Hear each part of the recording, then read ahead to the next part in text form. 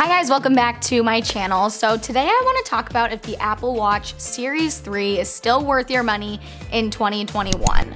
So the Series 3 came out in late 2017, so it's not that old, but since its release, Apple has also come out with a Series 4, a Series 5, a Series 6, and an SE model. My brother actually got my mom the Series 3 for Christmas and she's been loving it.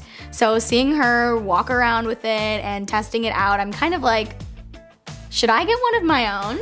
I personally have been a Fitbit user for the past 4 to 5 years, but I just have the regular kind of skinny activity tracker. It's not a smartwatch. So I felt like a jump to an Apple Watch would be a big adjustment.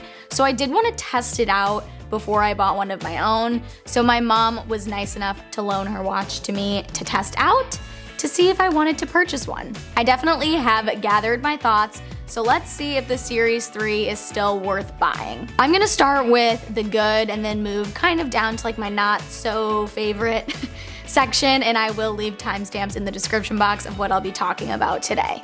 So first, let's talk about setting up the watch. It is so easy to do. You literally just hold your phone up to the watch and it starts to sync. It took about 10 minutes to sync everything from my account onto my watch, and then we were just ready to go. The watch itself obviously feels a bit more cumbersome than my Fitbit, which was just kind of a skinny band activity tracker. But if you're someone who's used to wearing watches, then I don't think this would be a big change for you. This one is the 38mm, and the newer models do not come in a size this small. The newer ones come in a 40 and 42mm size. So keep that in mind. If you want a smaller watch face, then this one might be your only option. I'll give you a little close up here of my wrist. I have really tiny wrists, and as you can see, this kind of takes up most of my wrist space.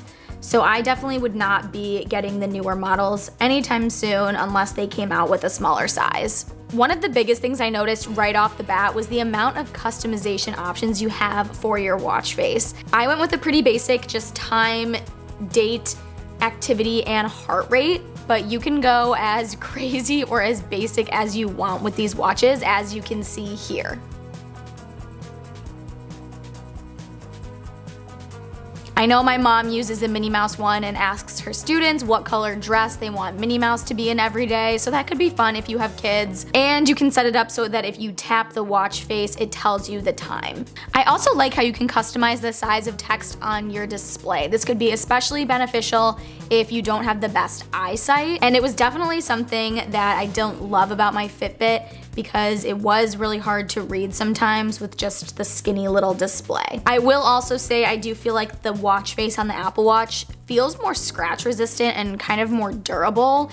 And I don't know if it's just because my Fitbit is older, maybe they've upgraded their quality since then, but let me know in the comments what you think, if you know that Fitbit has improved their face watch quality. Otherwise, I do think Apple is superior in that category. Another feature I like about this one compared to Fitbit is the activity rings. And I know people talk about this a lot, so I'm just gonna quickly go over it. But the activity rings show movement, active exercise, and standing time. And you can customize these goals so that they're personal to you. Obviously, if you're somebody who does a lot of exercise, you can bump up the default, which I think is 30 minutes, and bump up your calories and standing time and all of that. Whereas Fitbit just really has steps and distance, but the Apple Watch also has those as well. If you scroll down, it says total steps, distance, and flights of stairs climbed. I also really like how this one has heart rate alerts, which can be a life-saving feature for people.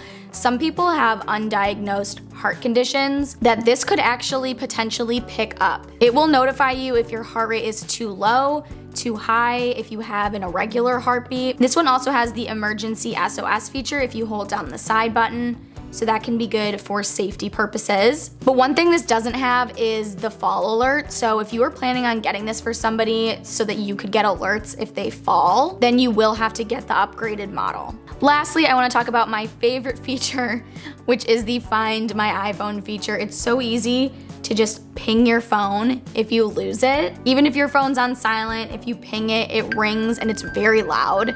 So you can hear it from anywhere in your house if your phone is lost. And my mom has said that when she leaves her phone in her classroom or her office and goes up multiple flights of stairs at school, she still gets alerts on her Apple Watch, so I do believe that the Bluetooth range is pretty good. Now let's talk about some cons. Number one, I personally did not think the battery life was that great, but I will say it has been freezing here and there's been a snowstorm, so I've been out shoveling, and it might just not do super well in very cold temperatures, because I do feel like I only got about a day and a half worth of battery life with the watch. Again, it might just be because of the cold temperatures, but if you're planning on, wearing this while skiing or snowboarding, that might be something to keep in mind, that it drains the battery faster if it's cold outside. I do think it charged fairly quickly. It charged all the way in about 2 to 3 hours, so that's nice. I just do wish it had a little bit longer of a battery life. I also personally don't think it's completely necessary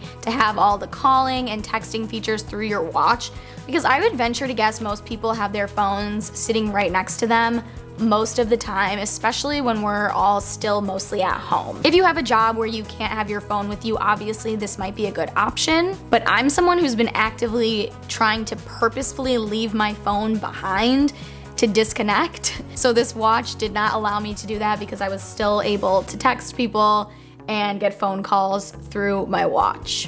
I also wanted to share some feedback from some people who are not me, since I'm just one person and one opinion. So I did ask a bunch of my family and friends who do have Apple Watches what they think of them and if they would buy them again. And it was definitely a mixed bag. Some people said it's the best thing, they absolutely love it, but those are definitely my friends and family who are very active, who are seriously tracking their workouts, their calories, and really use a lot of the additional features to do that on the Apple Watch. And also, I have a friend who works in a hospital who said that it's really nice, like I mentioned.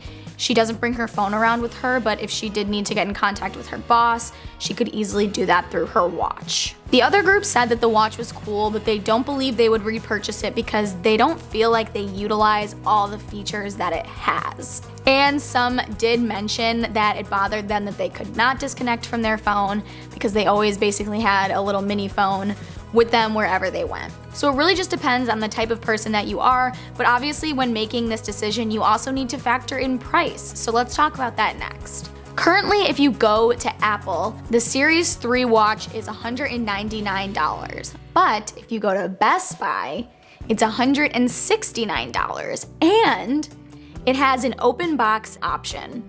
But just note that open box inventory varies by store and changes daily. If you've never bought open box products from Best Buy, I would highly recommend trying it out. The excellent rating means basically that it was opened but never used. So they can't sell it as brand new, but the products usually work exactly like a brand new one would. And I always buy the open box options when they're available, and I've never had any problems with any of the things that I've bought that way. So do I think it's worth the money? I do, if you can get it on sale. A lot of nicer watches are around $100, and all they do is tell time.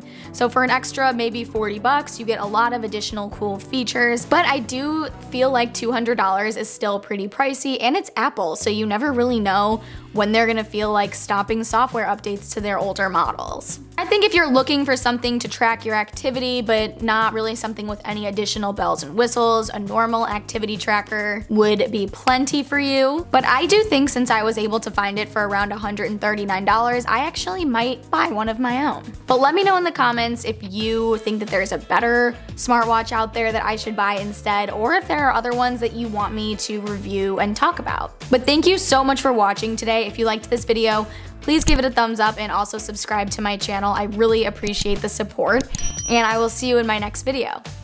Bye!